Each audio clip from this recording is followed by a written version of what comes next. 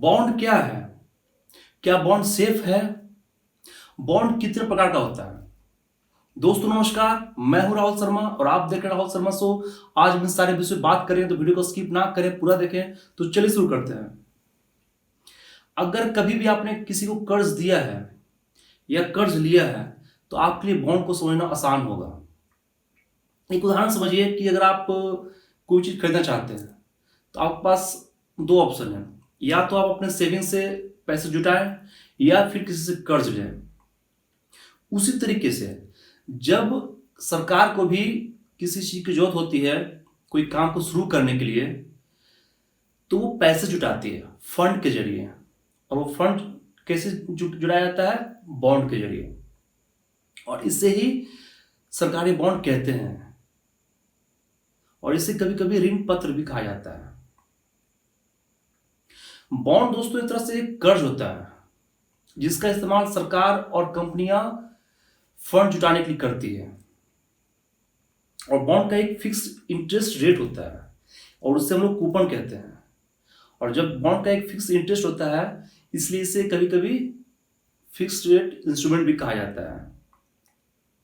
Bond को बहुत सुरक्षित माना जाता है, खासकर सरकारी बॉन्ड को, क्योंकि सरकार की इसमें गारंटी होती है। जबकि कॉर्पोरेट बॉन्ड थोड़ी कम सुरक्षित होती है, क्योंकि कंपनी का जो बॉन्ड होता है वो कंपनी की वित्तीय स्थिति पर निर्भर करता है। अगर कंपनी का वित्तीय स्थिति कमजोर है तो बॉन्ड भी असुरक्षित होगा, और कंपनी का वित्तीय स्थिति मजबूत है तो बॉन्ड भी सुरक्षित होगा। बॉन्ड का मैच्योरिटी पीरियड 1 से 30 साल तक का होता है। बॉन्ड से जो हमें इंटरेस्ट रेट मिलता है, रिटर्न मिलता है, उसे ही हम लोग यील्ड कहते हैं। बॉन्ड की कीमत और यील्ड में एक उल्टा संबंध होता है। मतलब कि बॉन्ड की प्राइस जब बढ़ती है तो यील्ड घटता है, और जब बॉन्ड की प्राइस घटती है तो यील्ड बढ़ता है। अब बात करते हैं हम लोग बॉन्ड कितने तरह का होता है। बॉन्ड बहुत तरह का होता है, जिसमें से आज हम बात करेंगे 12 तरीके का। पहला है सरकारी बॉन्ड, दूसरा है म्युनिसिपल बॉन्ड, तीसरा है कॉर्पोरेट बॉन्ड, चौथा है सिक्योर बॉन्ड, पांचवा है अनसिक्योर बॉन्ड, छठा है जीरो कूपन बॉन्ड, सातवां है परपेचुअल बॉन्ड, आठवां है कॉलेबल बॉन्ड, नौवां है इन्फ्लेशन बॉन्ड, 10वां है कन्वर्टेबल बॉन्ड, 11वां है बार बॉन्ड और 12वां है क्लाइमेट बॉन्ड। पहली बात करते हैं सरकारी बॉन्ड। जब सरकार को सरकारी कार्यों के लिए वित्तीय सहायता की आवश्यकता पड़ती है तो वो बॉन्ड जारी करती है। इसे ही हम लोग सरकारी बॉन्ड कहते हैं। और इस बॉन्ड को हम लोग ऋण पत्र भी कहते हैं। दूसरा है म्युनिसिपल बॉन्ड। जब लोकल गवर्नमेंट या नगर पालिका को सरकार या स्कूल या कोई सरकारी काम के लिए फंड की जरूरत पड़ती है तो वो बॉन्ड जारी करती है। इसे ही हम लोग म्युनिसिपल बॉन्ड कहते हैं।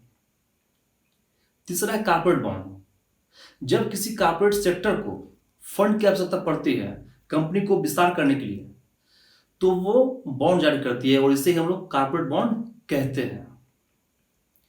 चौथा है सिक्योर बॉन्ड। ये बॉन्ड सबसे अच्छा होता है। क्यों? क्योंकि अगर कंपनी को नुकसान भी हो रहा होता है तब भी वो आपको फिक्स रिटर्न देती है, उसके लिए वो मजबूर होती है। अगर वो कंपनी ऐसा नहीं करती तो आप उस पर मुकदमा भी जारी कर सकते हैं। इस तरीके के बॉन्ड को सिक्योर बॉन्ड कहते हैं। पांचवा है अनसिक्योर बॉन्ड।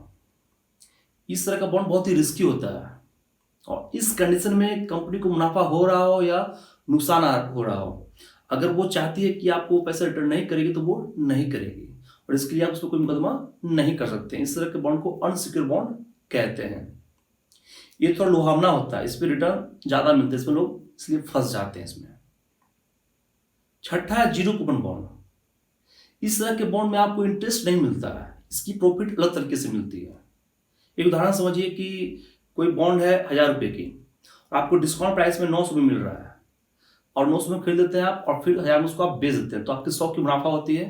तो इस तरीके से इसकी प्रॉफिट निकाली जाती है। यूएस ट्रेजरी बिल दुनिया का सबसे एक्टिव और सबसे ज्यादा लिक्विड जीरो कूपन बॉन्ड है। सातवां है परपेचुअल बॉन्ड। इस तरह का बॉन्ड बहुत अच्छा होता है, इसमें इंटरेस्ट रेट भी अच्छा मिलता है और इसमें कंडीशन भी बहुत कम होता है। इस तरह का बॉन्ड का फायदा ये है कि इसमें आप कंपनी के हिस्सेदार भी बनते हैं। मतलब एक तरह का ये इक्विटी या शेयर की तरह होता है। 8वां इन्फ्लेशन बॉन्ड, ये बॉन्ड महंगाई की चाल पर निर्भर करता है। जिस तरह से महंगाई घटता बढ़ता है उस तरह से बॉन्ड का इंटरेस्ट रेट भी घटता बढ़ता है। 9वां है कॉलेबल बॉन्ड, अगर कंपनी एक फिक्स समय से पहले बॉन्ड को वापस खरीदना चाहती है तो वो ऐसा कर सकती है कॉलेबल बॉन्ड के अंतर्गत। मान लीजिए कंपनी को मुनाफा हुआ और वो चाहती कि वो कर्ज को चुका दे, तो वो इसके पहले भी, समय के पहले भी कर सकती है ऐसा, और इससे ही हम लोग कॉलेबल बॉन्ड कहते हैं। 10वां है कन्वर्टिबल बॉन्ड, अगर आप किसी कंपनी का शेयर खरीदना चाहते हैं या उस कंपनी के शेयर होल्डर बनना चाहते हैं तो आप उस बॉन्ड को स्टॉक या इक्विटी में बदल सकते हैं, और इस तरह के बॉन्ड को कन्वर्टिबल बॉन्ड कहते हैं।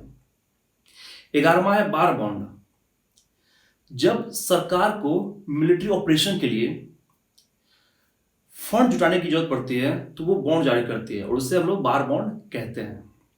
12th और लास्ट है क्लाइमेट बॉन्ड, जब सरकार या कॉर्पोरेट क्लाइमेट चेंजेस या इससे रिलेटेड किसी प्रोग्राम के लिए फंड जुटाती है और उसके लिए बॉन्ड जारी करती है तो उसे क्लाइमेट बॉन्ड कहते हैं।